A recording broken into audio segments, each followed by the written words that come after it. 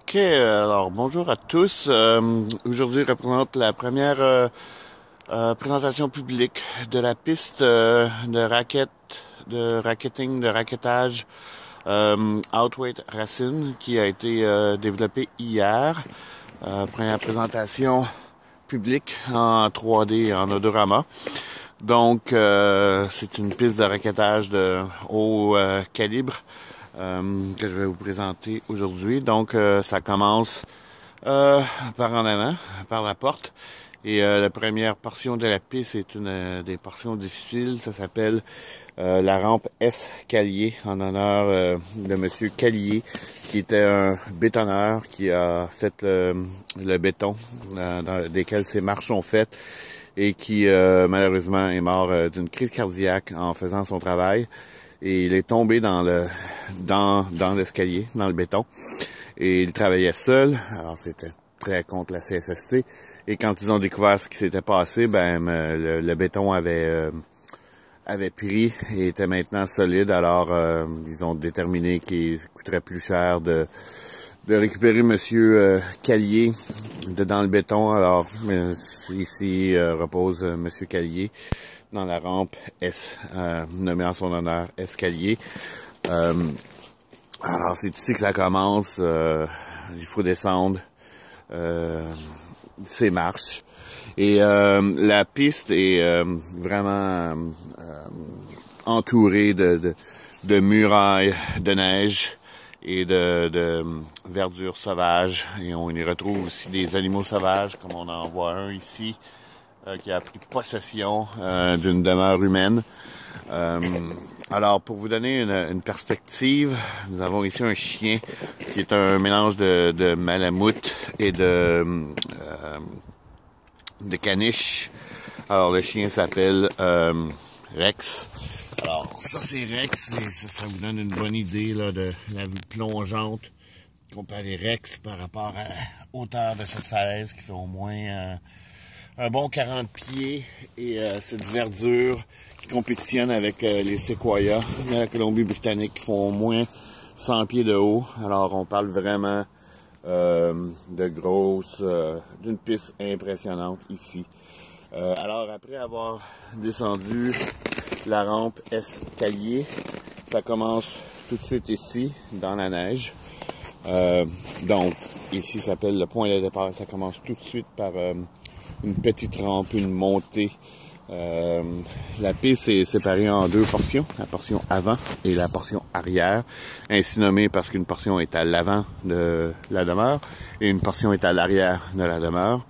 Et la portion avant est la portion montagneuse, la plus difficile à faire, et la portion arrière est la portion pleine où on retrouve le bijou de la piste, soit le café. Alors, ça commence immédiatement avec une haute montée où il faut vraiment travailler de ces gros muscles qui sont les muscles des cuisses. Alors, peut-être avant de commencer, je devrais vous dire que les seuls équipements nécessaires sont un bikini, une brosse à dents et une bonne paire. De préférence, une bonne paire de raquettes pour faire une piste de raquettes. Mais bien que ce soit le minimum, on recommande quand même des vêtements d'hiver parce que il fait fret. Alors, on fait la montée ici et immédiatement, la piste nous mène dans la vallée des Quatre Forêts. Donc, les Quatre Forêts est à notre gauche, ou comme Donald Trump appellerait notre ancienne droite, la forêt des sapins. À notre droite, la forêt des Hypothetica Epineta. Et à notre également à droite, la forêt des cèdres. Et alors, la piste de la forêt nous amène immédiatement le long, allonger la droite de la haie.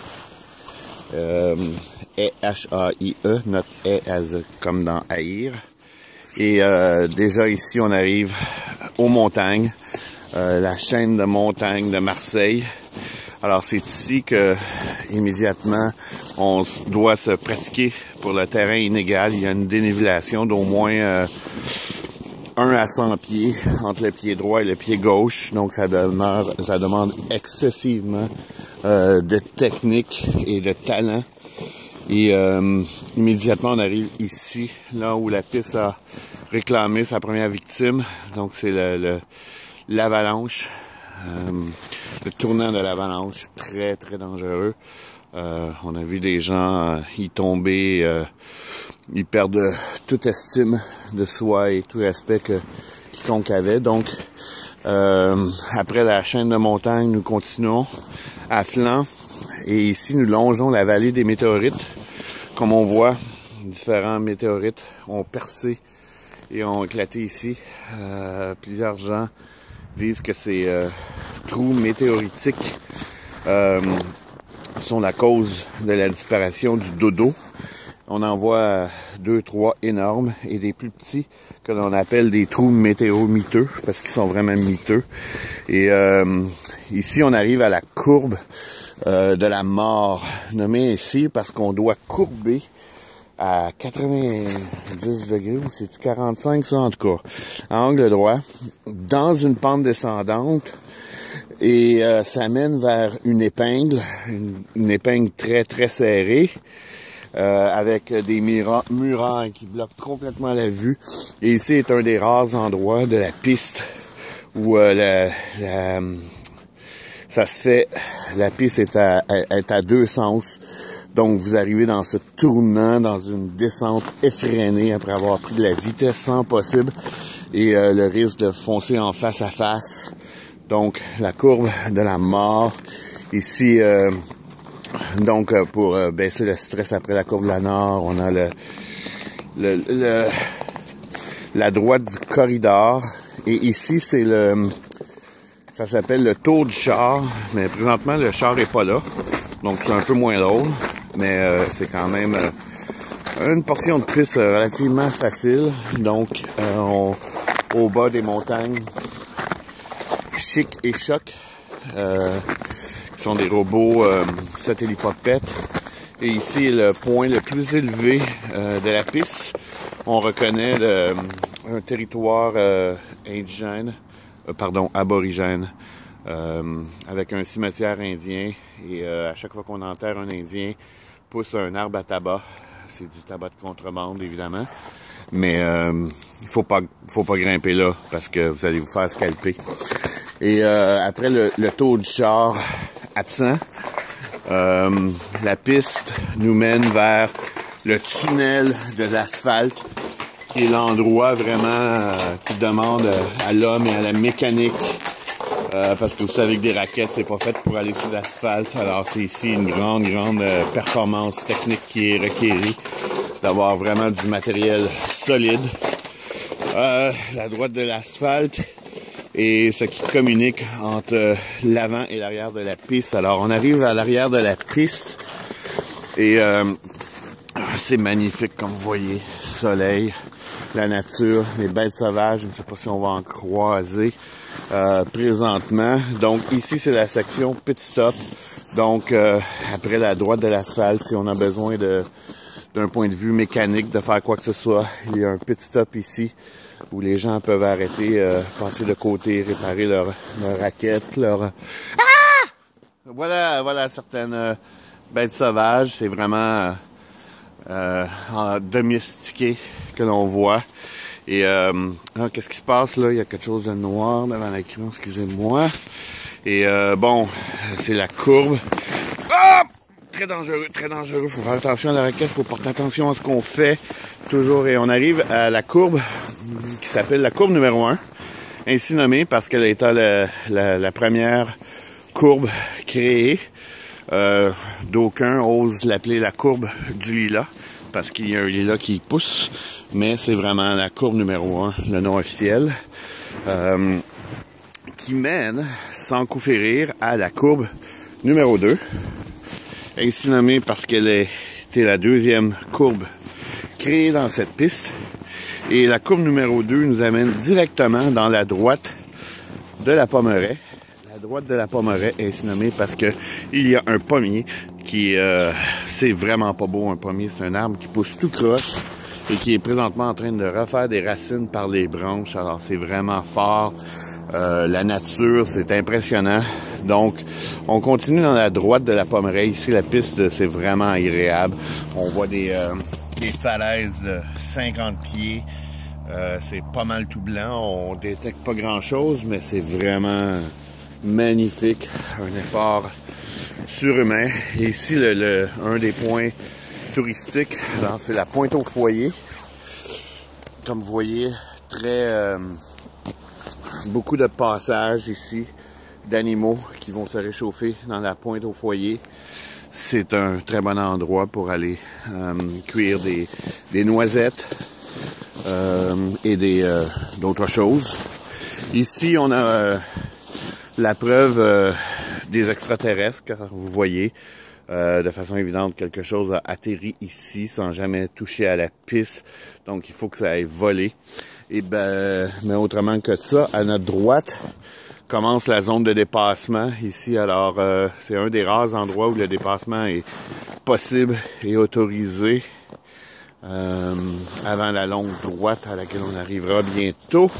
Mais ici, à l'opposé de la piste, on retrouve vraiment le joyau de cette piste, c'est-à-dire le café moutarde, où on peut venir lire des livres. Donc, cette chaise est au soleil de midi à 1h, celle-ci de 11h à midi. Et là, on a le rond-point du chat. On a en arrière la backstage.